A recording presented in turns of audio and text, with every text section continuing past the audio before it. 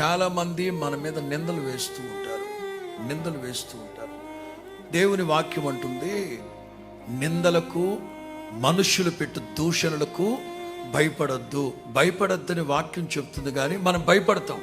ఎవరైనా మన మీద నింద వేస్తే, ఎవరైనా మనల్ని దూషిస్తే మనం భయపడతాం. ఒక నింద ఉదాహరణ నా సంగతి చెప్తా. ఎవరైనా నా మీద ఒక నింద వేస్తే నేను భయపడతాను. దేనికి? అరే, దేవుడు మనల్ని ఇప్పుడిప్పుడే ఆశీర్వదించి క్రైస్తవ సమాజానికి ఒక ఆశీర్వాదకరమైన పాత్రగా వాడుకుంటారు.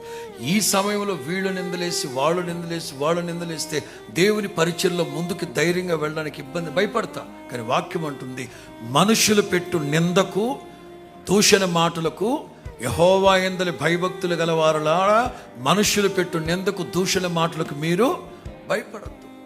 మబ్బు విడిపోయినట్లుగా నింద విడిపోవునుగాక, తొలగిపోవునుగాక.